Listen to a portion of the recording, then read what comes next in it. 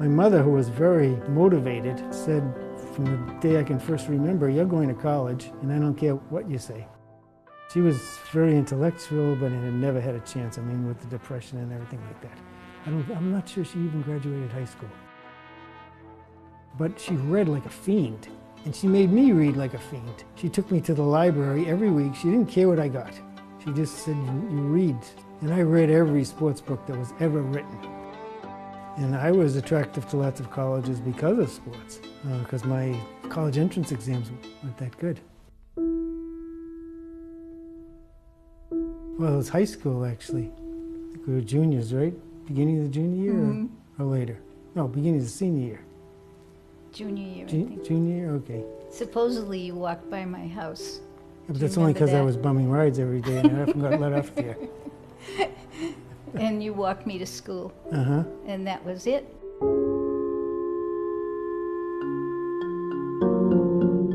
Our families were pretty poor, actually. Very poor. I was the first one in 3 generations to go to college. My father was a truck driver. Her father was an auto mechanic. So they were hard-working people. Came through the Depression, which was a traumatic experience for anybody that did it because it lasted a very long time. It marked them for the rest of their lives, I think. His father didn't want him to get married. He said, "There goes your education." But we were determined because we were unhappy being apart. We wanted to be together. At the end of the second year at Tufts, actually that's the same time I switched to economics. So I think the two are related. I was facing starvation as a French teacher, and I took an economics course and I really loved it. So I switched entirely to economics, and that's basically what I've been doing since then. There's only so many ways you can dissect Voltaire. Whereas in economics, there's a new problem coming up all the time, every day, as often as you're willing to think about it, actually. When we moved from Boston to Chicago, there was a big transition, actually, because I think it was the first time we hadn't lived in either my family's house or your family's house. Is that right? Yes. So we were on our own. We were on our own. Totally alone. I think we're very much the same as we were then. We haven't changed at all. I don't think. Do you? Except you're cuter. Oh, thank you. And your eyes are going. They're gone. My junior year at Tufts, when I took up economics seriously, one of my professors was Harry Ernst, and I took a statistics class with him. And he had a stock market forecasting service, and he hired me to work for him in the summertime. And my job was to come up with schemes for forecasting the market. And he always gave me some data and said, "Here, do it, figure it out on this one, and then test it on this other data that you haven't used to figure it out." So I did that, and every time I figured out, I could come up with a strong strategy. Then when I tested it on the data hadn't been fit to, it never worked. And this happened every single time. I was finding stuff in the data that was there just by chance. And then when you looked at new data, it disappeared. So that was a very real lesson about statistics that has stayed with me for the rest of my life, actually.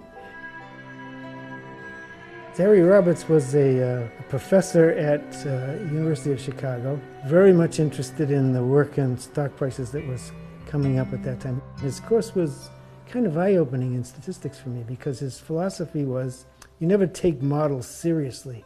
The reason we call them models is because you know they're false. They're not the real world. Merton Miller was the most influential person in my development in economics.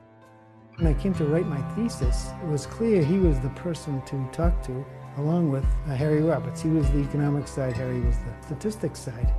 And I worked so closely with Mert until the day he died. It was a great experience in my life to have somebody like that so central.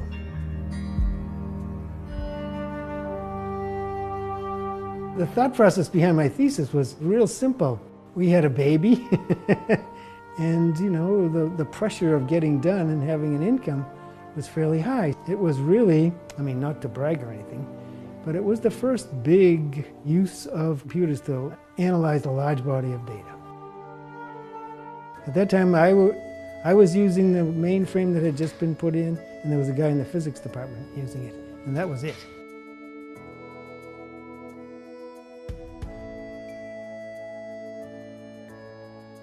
David was a PhD student, and every year I take the best PhD students and I use them as my research assistants the following year. He was very good at it.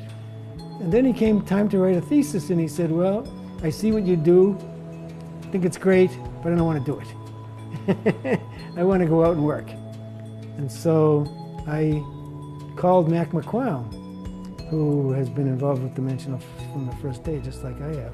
I told Mac, I have this really smart student who is well on his way to a PhD, but he wants a real job now. He said, good, I'll hire him. Mac and David and I have been friends ever since. Dimensional doesn't put that much demands on me. They feel that they should just let us do our research. Basically, they think we're working and it can be profitable to them, even though it's primarily academic work. Now that's different from other people. There are many other companies that have used our research without us getting involved. When I get an idea, it starts out as something small, and maybe we write a paper, and then it dawns on us that there's something else in there, and it goes in a different direction, and it just keeps getting bigger and bigger. I've always been skeptical when people say they want to think of a big idea and work on that, because it's never worked that way for me. I've always started with a small idea and built it into a bigger idea, a brick at a time. Models are models, they're false. They only stand up for as long as there isn't something better to replace them. Well, that tells you have to keep your mind open, because your model is a model, and eventually it's going to go by the boards and something else will replace it. So you might as well keep an open mind and maybe be in on the changing of the tune. You never know which way you're going to go. If you knew which way you were going to go, it wouldn't be as much fun.